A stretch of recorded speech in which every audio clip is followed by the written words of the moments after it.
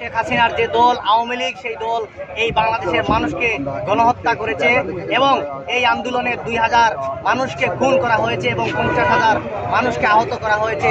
এখনো পর্যন্ত হাসপাতালে আমার ভাইয়েরা কাতরাচ্ছে, কিন্তু আমরা দেখতে পাচ্ছি দুঃখজনক হলেও সত্য, সেই অন্তর্বর্তীকালীন সরকার এখনো পর্যন্ত কোনো দৃশ্যমান বিচার এখনো করতে পারে নাই।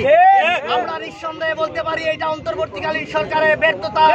যদি তাদের এই ব্যর্থতা না হতো তাহলে কেন এখনো পর্যন্ত এই খুনি শেখ হাসিনা এবং তার দূষর এবং আওয়ামী লীগকে নিষিদ্ধ করতে পারে নাই। আমরা আজকের এই সিলেটের পূর্ণভূমি থেকে সুস্পষ্ট ভাষায় জানিয়ে দিতে চাই, যদি এই খুনি আওয়ামী লীগ এবং এই গণহত্যাকারী আওয়ামী লীগকে যদি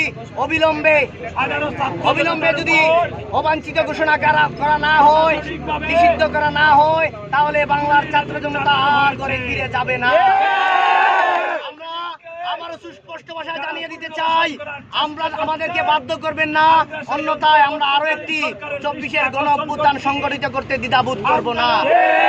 আমরা ততক্ষণ পর্যন্ত রাজপথে থাকবো যতক্ষণ পর্যন্ত এই আওয়ামী লীগকে নিষিদ্ধ করা হচ্ছে। ধন্যবাদ।